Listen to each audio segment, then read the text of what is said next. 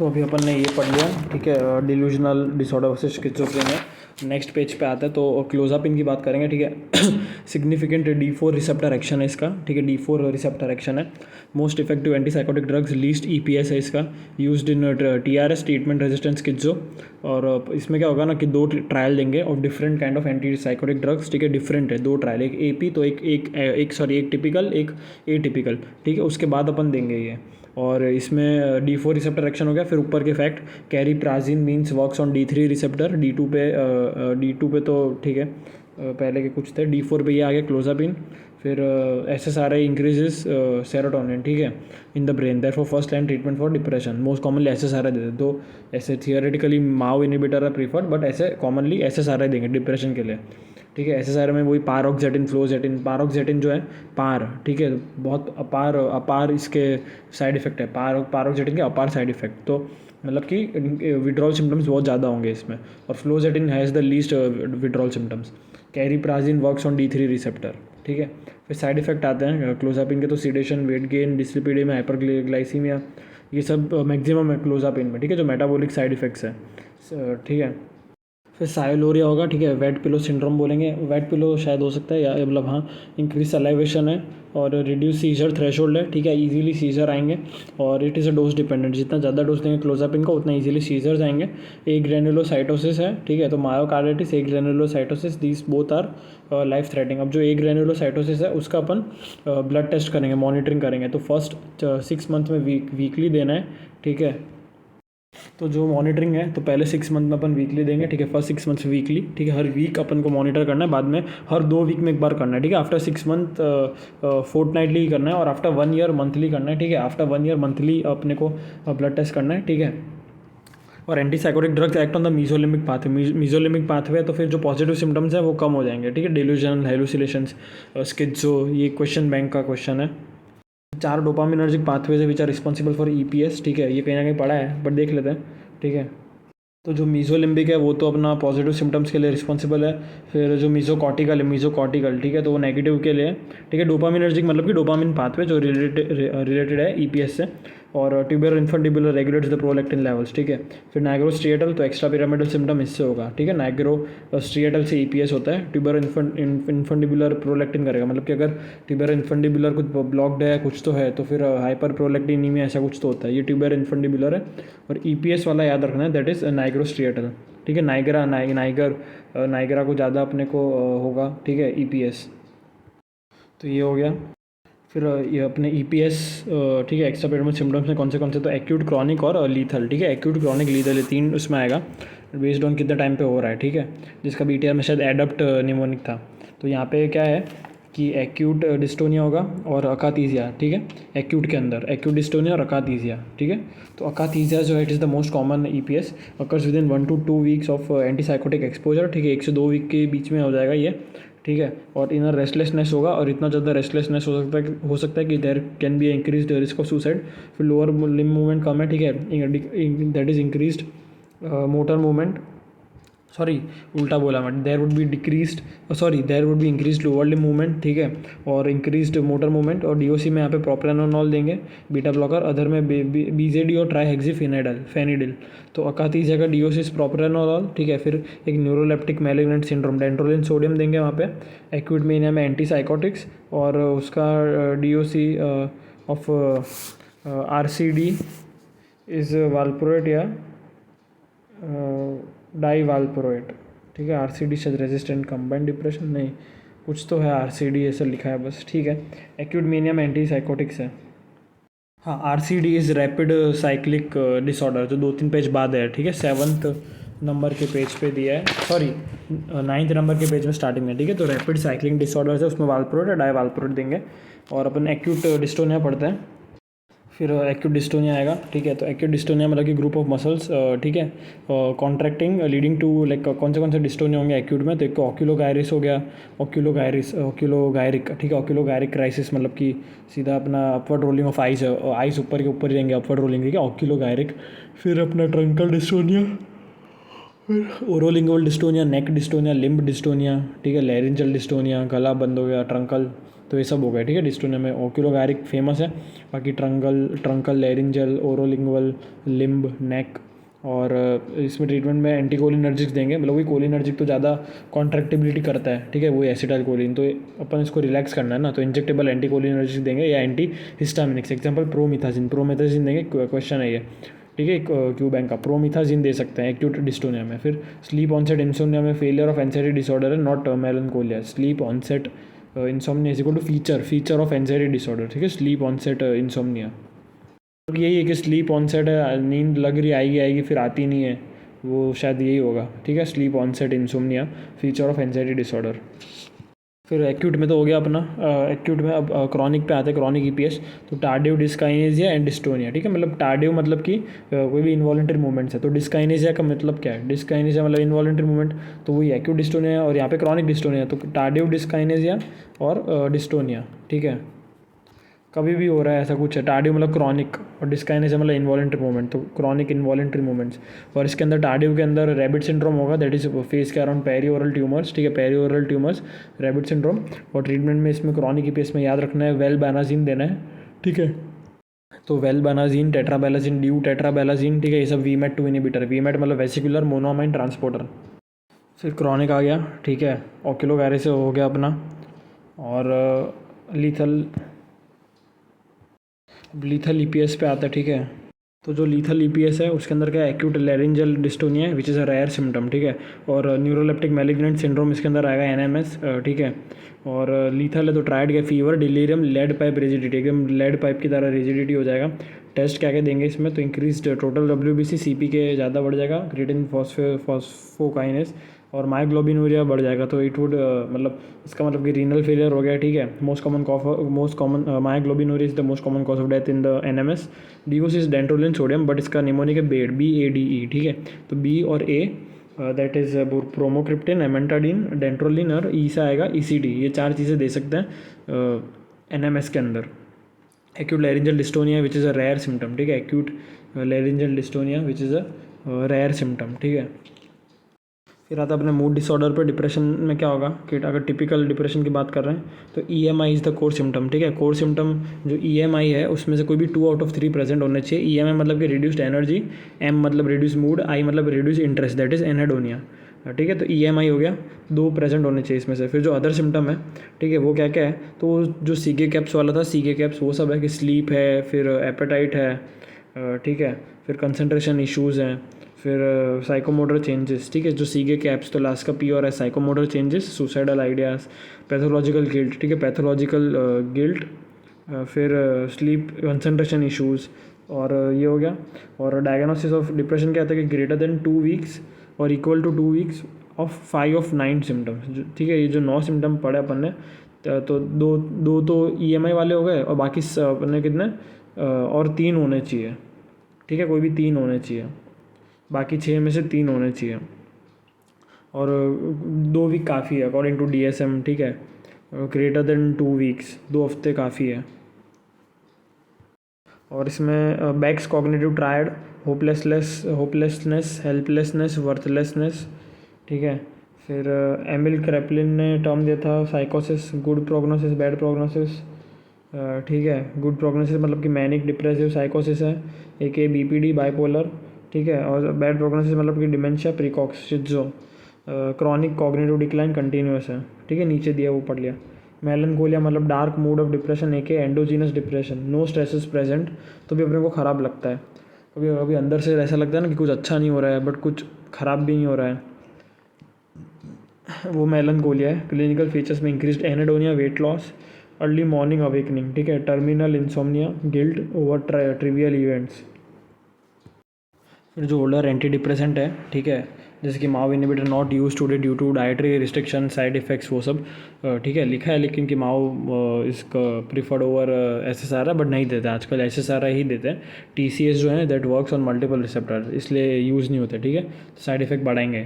TCA anti depression में नहीं देंगे। It is the like first line drugs for the psychotic depression. अगर psychotic depression है तो ठीक है, बट जो अगर लाइक सपोज एटिपिकल की बात कर रहे हैं, एटिपिकल में वो स्लीप ज़्यादा है, hyperphagia, increase carbohydrate craving, increased weight, obesity, interpersonal sensitivity, like sensitive to comments and criticism, ठीक है, preserve reactivity, like fake laugh but depressed inside, like हंस रहा है उस टाइम पे, रिएक्ट कर रहा है लेकिन वो डिप्रेस्ड है, ठीक है। Poor response to TCA, respond to MAO inhibitors और SSRI, ठीक है। Poor response to TCA, like leaden paralysis याद रखना है मेन तो, ठीक है। Leaden paralysis in atypical, limbs feel heavy and lying 24/7 on bed. फिर resistant depression seen in 10 to 20% with patient with depression, ठीक है, रेजिस्टेंट डिप्रेशन। यहाँ पे ट्रीटमेंट में कॉम्बिनेशन ऑफ एंटी डिप्रेसेंट्स देंगे अपन, ठीक है। और मॉनिटर करना है अपने को सेरोटोनिन सिंड्रोम के लिए। लो dose of anti psychotics, lithium, thyroxine, folic acid, augment the effect of anti depressant, मतलब कि चेक या मॉनिटर करना है, ठीक है। ECT, फिर RTMS, repetitive transmagnetic stimulation, vagus nerve stimulation, ठीक है। फिर जो लाइट, फिर एक जो ये आता है अपना seasonal SAD, seasonal affective disorder, winter के टाइम में ज़्यादा होता है, ठीक है। Depression occurs as the photo period of the day decreases with the advancing winter, that is, और कोई अदर ट्रिगर नहीं है, there are no other triggers, बस लाइट कम हो रही है विंटर में तो फोटो रिलेटेड है, तो इसमें ट्रीटमेंट में फोटोथेरेपी या मतलब वही लाइट थेरेपी देंगे, ठीक है। और जो रेजिस्टेंट डिप्रेशन उसके अंदर एक एस्कीटामिन नेजल स्प्रे आता है, ये सुसाइड रोकता है, एस्कीटामिन नेजल स्प्रे, ठीक है। तो ये हो गया। फिर ये कहीं लिखा नहीं है बट ये बेसिक फैक्ट है, ठीक है, कि duration of depressive episodes 6 to 9 month होता है मोस्ट कॉमनली, और इसका ट्रीटमेंट अपन 9 महीने से 1 साल देते हैं, ठीक है, ज़्यादा ही देंगे ताकि यार रिलैप्स ना हो। तो ये हो गया डिप्रेसिव एपिसोड का 6 to 9 मंथ। और डिस्थाइमिया मतलब कि क्रॉनिक परसिस्टेंट लो मूड डिस्थाइमिया, ठीक है, for greater than 2 years, chronic depressed, not depressed, low mood is डिस्थाइमिया। तो डिप्रेशन में एक तो क्या है कि सीवियरिटी माइल्ड टू मॉडरेट है, सीवियर होता है, और बीच में ना माइल्ड टू मॉडरेट के बीच में, ये जो मैं पढ़ रहा हूँ ये अपना एकदम एक्स्ट्रा इन्फॉर्मेशन है, ठीक है। रिवीजन 1 के भी पहले जो पेजेस हैं ब्लैंक पेजेस उसमें लिखा है severity mild to moderate plus minus psychotic symptoms है, मूड कॉन्ग्रुएंट है, ठीक है, मूड कॉन्ग्रुएंट है, सेकेंडरी सिम्टम्स प्रेजेंट है, मतलब कि सपोज डिप्रेशन के साथ साथ साइकोसिस है, सुसाइड कर देगा, मेनिया में चला गया, कुछ भी होगा तो वो साइकोटिक सिम्टम्स भी प्रेजेंट है, मूड कॉन्ग्रुएंट है, ये मूड के साथ साथ ऐसा कुछ, ठीक है। सेकेंडरी सिम्टम्स भी है। और टाइप्स क्या हैं इसके डिप्रेशन के, सिंगल एपिसोड है, फिर रिकरेंट एपिसोड मतलब कि ग्रेटर देन 2 और इक्वल टू 2 एपिसोड है, फिर it is also called as major MDD, major depressive disorder, ठीक है। अगर रिकरेंट एपिसोड्स हैं इक्वल और मोर देन 2 तो it is also called as major depressive disorder, ठीक है, अकॉर्डिंग टू द DSM-5। और इसका ही पहले पुराना नाम था यूनिपोलर डिप्रेशन, अर्लियर टर्म था, ठीक है। Major depressive disorder, unipolar depression, recurrent episode same चीज़ है। फिर क्रॉनिक मेजर डिप्रेशन तो वही presence of symptoms for greater than 2 years, और वही डिस्थाइमिया मतलब कि लो मूड फॉर 2 years। और अगर डबल डिप्रेशन है, डबल डिप्रेशन मीन्स डिस्थाइमिया में चल रहा पेशेंट, फिर अचानक उसको डिप्रेशन में चला गया वो, ठीक है। Like डिस्थाइमिया is persistent low mood chronic mood for more than 2 years, और ठीक है, और फिर ये धीरे धीरे डिस्थाइमिया में लो मूड से करते करते डिप्रेशन में चला गया, that is double depression, patient with डिस्थाइमिया developing a depression. फिर आता है PMS वही अपना प्री मेंस्ट्रुअल डिस्फोरिक डिसऑर्डर या प्री मेंस्ट्रुअल सिंड्रोम, ठीक है, pre menstrual dysphoric disorder, PMDD या फिर PMS, ठीक है। और अर्ली टर्म था PMS। तो इसके अंदर क्या है कि डिप्रेसिव सिम्टम्स होते हैं, like just menstrual cycle start होगा उसके पहले थोड़ा सा डिप्रेसिव सिम्टम्स होंगे, पर यही धीरे धीरे करते करते फुल ब्लोन डिप्रेशन में चला जाएगा, ठीक है। Like there would be, if ये रिकरेंट हो रहा है, अगर साइकिल के पहले पहले ऐसा डिप्रेसिव सिम्टम्स हो रहे हैं, if this is recurrently happening, there would be greater chances of risk of depression, of patient developing into depression. फिर 2 साइन है, ओमेगा साइन, ये सब ऑब्जेक्टिव साइंस हैं, हर पेशेंट में नहीं होता, बट कह सकते हैं कि अगर ये साइन दिख रहा है तो भाई चांसेस हैं कि उसको डिप्रेशन है। तो ऑब्जेक्टिव साइंस में ओमेगा साइन और वेरागुत फोल्ड, ठीक है। ओमेगा साइन में क्या है कि जो अपना रूट ऑफ नोज़ है ऊपर जो है उसमें एक ओमेगा साइन बनेगा, ये अपने डार्विन ने बताया था। It is due to the contraction of corrugator muscle, corrugator. और जो वेरागुत है वो ऑटो वेरागुत करके था, उसने बताया था, triangular fold in the upper eyelid, ठीक है, और due to contraction of palpebral muscles, ठीक है, पाल्पेब्रल मसल। तो पहले में तो वो आ गया अपना कॉरुगेटर और इसमें पाल्पेब्रल आया, ठीक है। फिर जो एंटी डिप्रेसेंट्स हैं फॉर डिप्रेशन, ठीक है, तो मोस्ट कॉमनली तो SSRI यूज़ करते हैं अपन, ठीक है। और इसके अंदर क्या है ना कि onset of action 2 to 3 weeks है, क्योंकि लाइक डाउन रेगुलेशन होगा of the post synaptic 5-HT serotonin receptor, तो जो प्रोटीन ऊपर नीचे क्लोज हो रहा है उसमें 2-3 हफ्ते लगते हैं, इसलिए इसमें टाइम लगेगा वर्क करने में, ठीक है। ऑनसेट इज़ 2 to 3 weeks, ठीक है। और इसमें साइड इफेक्ट क्या, GI डिस्टर्बेंसेज है, nausea, vomiting, diarrhoea, gastritis due to like sudden rise in the serotonin, ठीक है। तो GI डिस्टर्बेंस हो गया, sleep disturbance, insomnia, sedation, vivid dreams मतलब कि you can really tell whether you are having those dreams in your like actual life और are you dreaming okay in your deep sleep. फिर sexual dysfunction, decrease libido, ED, delayed ejaculation and N ऑर्गेजमिया in women. फिर drugs में आएगा bupropion the least sexual side effect, ठीक है। Bupropion, ट्राजोडोन, ट्राजोडोन का side effect है प्रायपिज्म, ठीक है। तो बुप्रोपियन जो है इट इज़ एन NDRI, ठीक है। Norepinephrine plus dopamine reuptake inhibitor, ठीक है। लीस्ट सेक्सुअल साइड इफेक्ट्स है इसके due to no serotonin action, no 5-HT action. Paroxetine, fluoxetine, दोनों paroxetine and fluoxetine are contraindicated in pregnancy. फिर maximum withdrawal symptoms paroxetine, least is with fluoxetine. Trazodone एक atypical antidepressant है। Common जो ऐसे सारे use होते हैं वो अपने फ्लोजेटिन, एसिटालोप्राम, सर्ट्रालिन, पारोक्सेटिन, ये सब है। सर्ट्रालिन DOC है प्रेगनेंसी में। फिर आते हैं SNRI पे। फिर SNRI पे आता है selective nor epinephrine, selective nor epinephrine reuptake inhibitor, ठीक है। तो ये ड्यूअल एक्टिंग एंटी डिप्रेसेंट है। सीरोटोनिन को भी बढ़ाएगा, एनी को भी बढ़ाएगा, लेकिन डिफरेंस ये है कि लो डोज पे सीरोटोनिन को ज़्यादा बढ़ाता है और हाई डोज पे एनी को ज़्यादा बढ़ाएगा। सो इसका साइड इफेक्ट इतना कोई खास नहीं है, ठीक है। और इसका साइड इफेक्ट है हाइपरटेंशन, क्योंकि वो एनी बढ़ रहा है, ठीक है। और एक क्वेश्चन था फार्मा का कि venlafaxine usage due to long term venlafaxine usage, ये हाइपरटेंशन का रहेगा, ठीक है, वेनलाफेक्सिन। फिर है कि जो डुलोसेटिन और मिलनासिप्रान है तो वो पेन मैनेजमेंट में यूज़ होता है इन द फाइब्रोमाइल्जिया, ठीक है। FDA अप्रूव्ड है। फाइब्रोमाइल्जिया है तो अपन पेन के लिए डुलोसेटिन और मिलनासिप्रान देंगे। मिलनासिप्रान ये भी एक SNRI है, दोनों, ठीक है। तो 3 SNRI याद रखना है, डुलोसेटिन, फिर वेनलाफेक्सिन और मिलनासिप्रान, ठीक है। मतलब नो, हाँ ठीक है। हाँ तो याद रखना far is paroxetine and fluoxetine SSRI and duloxetine is an SNRI। एक ये पॉइंट बोल रहा हूँ जो मैं बोनस BTR के लास्ट पेज में दे रखा है, RR ऐड नहीं किया। तो विलाजोडोन और वोटियोसेटिन याद रखना है कि जो विलाजोडोन है, विलाजोडोन तो इनहिबिट्स द 5-HT रीअपटेक, ठीक है, 5-HT सीरोटोनिन रीअपटेक, ठीक है। मतलब सीरोटोनिन रीअपटेक को हटाया, इनहिबिट किया। And 5-HT 1A receptor partial agonist है, 5-HT 1A receptor partial agonist, partial 5-HT 1A receptor partial agonist. और वोटियोसेटिन की बात करते हैं, vortioxetine is novel antidepressant है, novel antidepressant, it is pro cognitive effect. अब जो vortioxetine है, वॉर्टिऑक्सेटिन, ठीक है, vortioxetine inhibits 5-HT reuptake, it is a multimodal serotonergic agent, multimodal serotonergic agent, blocks the serotonin transporter, ठीक है। क्या क्या चीज़ें कराएगा ये, तो कुछ में एंटागोनिस्ट, कुछ में एगोनिस्ट, कुछ में ये पार्शियल एगोनिस्ट, ठीक है। तो 5-HT 1A receptor agonist, 5-HT 1B partial agonist, फिर 5-HT 3 और 5-HT 7 का एंटागोनिस्ट, ठीक है। तो पहले में एगोनिस्ट और partial, 1A agonist, full agonist, 1B partial agonist, फिर 3 and 7 इज एंटागोनिस्ट, ठीक है। 3 and 7 इज एंटागोनिस्ट। 5-HT मतलब सेरोटोनिन। तो ये जिनमें like the patients who need to be like active teachers and students और वॉट, जिनको कॉग्निटिव डिक्लाइन नहीं चाहिए, ऐसा कुछ है, तो उनको अगर डिप्रेशन है तो अपन ये वॉटिऑक्सेटिन देते हैं। It has a pro cognitive effect.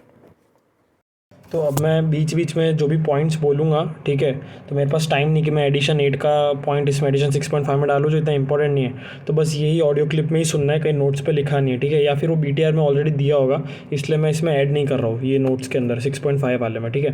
तो जैसे कि एक तो आया ऑगमेंटेशन स्ट्रेटेजी आ गया, ठीक है। तो augmentation strategy for resistant depression मतलब कि क्या है कि अगर अपने को कैसे रेजिस्टेंट में अपने को कुछ कंबाइन करें कि ऑगमेंट करें ट्रीटमेंट। तो यहाँ पे इंसिडेंस 10 to 20% है, मतलब 10 से 20% लोग ऐसे कि ठीक ही नहीं हो रहे, ठीक है, रेजिस्टेंट डिप्रेशन है। तो इसमें अपन एस्कीटामिन देंगे, नेजल स्प्रे, और इसमें क्या ऑगमेंट करेंगे अपन कि भाई अच्छा ट्रीटमेंट हो, ठीक है, क्योंकि रेजिस्टेंट केस है।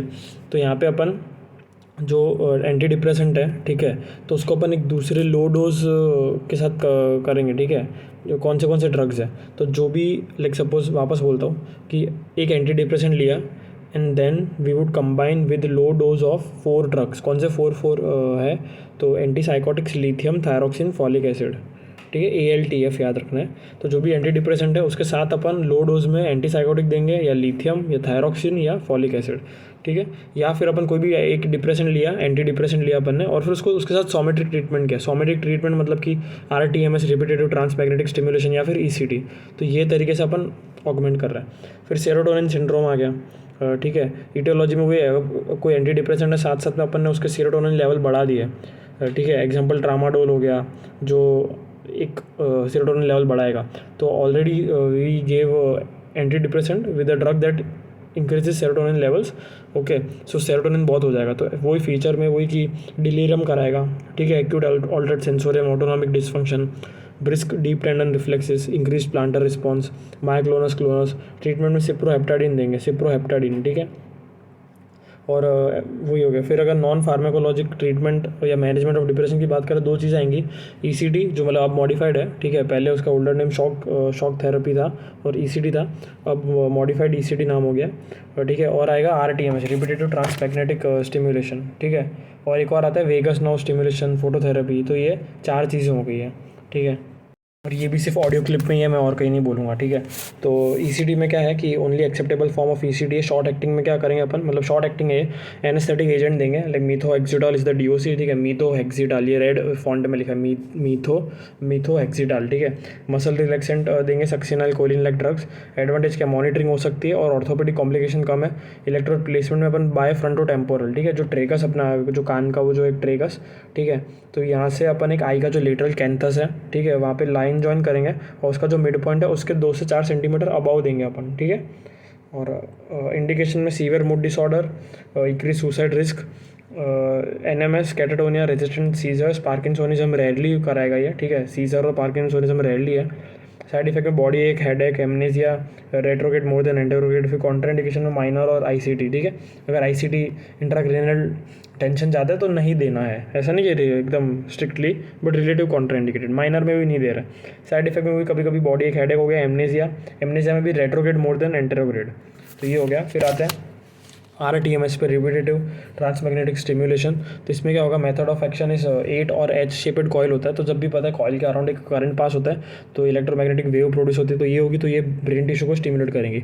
एडवांटेज क्या इसका, एनेस्थीसिया नहीं चाहिए, no loss of consciousness. Indication इसका डिप्रेशन, ओसीडी और रेजिस्टेंट ऑडिटरी हेलुसिनेशन। डिसएडवांटेज क्या इसका कि लेस इफेक्टिवनेस देन ईसीडी, ठीक है। Area stimulated in depression is DLPFC, ठीक है, डोर्सोलेटरल प्रीफ्रंटल कॉर्टेक्स। और ये हो गया डीएलपीएफसी, याद रखना है। Less effective than ECT. Vagus nerve stimulation, तो इसमें क्या क्या रेजिस्टेंट सीजर और रेजिस्टेंट डिप्रेशन में काम आएगा, ठीक है। और ड्रॉबैक है कि होर्सनेस ऑफ वॉइस होगा, वॉइस का खराश और नेक पेन। मैकेनिज्म में लेफ्ट वेगस नर्व, राइट नहीं करते क्योंकि शायद ये एरिथमिया कराता है, तो लेफ्ट वेगस नर्व। तो ये हो गया। फिर फोटोथेरेपी में वही एसिडी में देते हैं, सीजनल अफेक्टिव डिसऑर्डर में। मैकेनिज्म है UV filtered white light, 5000 to 10,000 lux unit, 15 to 45 minutes देंगे अपन, ठीक है। तो modulation of the serotonergic pathway, तो improves the mood. Serotonergic pathway का मॉड्यूलेशन है।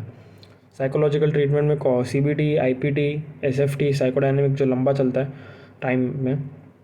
Cognitive behavioural therapy most common है। Interpersonal psychotherapy, solution focused therapy, ठीक है। ये हो गया। ये 1 मिनट में हाइपोमीनिया बोल रहा हूँ, ये बस सुनना है, कहीं लिखा नहीं है।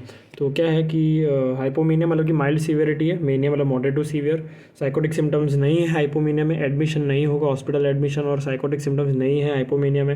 हाइपोमीनिया में प्रोलिक्सिटी ऑफ स्पीच होगी, ठीक है, मतलब वही मसालेदार जो भी बोलना है, प्रोलिक्सिटी ऑफ स्पीच। वही मेनिया में psychotic symptoms plus minus, admission में रिक्वायर, ठीक है, एडमिशन हो सकता है। आइडिया में क्या क्या है, तो वही फ्लाइट ऑफ आइडियास इधर से उधर भागेगा। क्लैंग एसोसिएशन मतलब क्लैंग रैंग टैंग, मतलब कुछ राइमिंग करना मेनिया में, कुछ ना कुछ बोलना, प्रेशराइज्ड स्पीच, तो ये मेनिया का हो गया, ठीक है।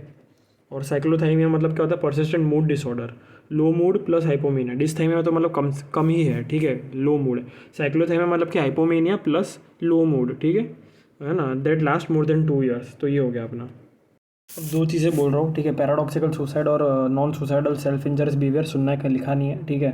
तो पैराडॉक्सिकल सुसाइड मतलब कि increase risk of suicide in patients on anti depressant, मतलब जो एंटी डिप्रेसेंट पे है उनमें ही ज़्यादा रिस्क है, ठीक है। वो क्यों हो रहा है, क्योंकि है ना, लाइक यहाँ पे इनिशिएशन में डोसेज चेंज हो रहा है, ठीक है। मतलब सपोज पहले पेशेंट सुसाइडल था लेकिन उसके पास एनर्जी नहीं थी, इतना कुछ करना नहीं था, एजिटेटेड नहीं था, लो मूड में था।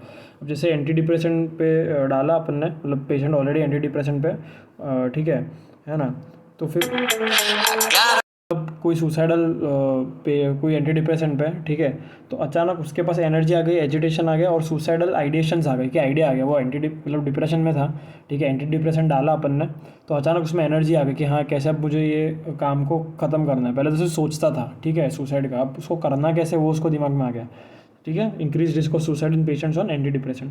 हाई रिस्क ग्रुप्स है चिल्ड्रन, एडोलेसेंट, यंग एडल्ट। फिर एक आता है NSSI non suicidal self injurious behaviour, ठीक है। इसको दूसरा नाम है इसका DSH, that is deliberately self harm, और parasuicide. Earlier term was parasuicide. अब आ गया NSSI, non suicidal self injurious behaviour, और AKA डेलिबरेट सेल्फ हार्म, ठीक है। मतलब यहाँ पे मोस्टली ये कि self harm without an intention to die, ऐसे सुसाइड कर रहे हैं, मतलब सुसाइडल नहीं है लेकिन ऐसे काटना है, मारना है अपने आप को। Most common mode is wrist slashing seen in personality disorders, borderline histrionic antisocial, और डिप्रेशन होगा, ठीक है। डिप्रेसिव पेशेंट्स में भी पैरासुसाइड दिख सकता है।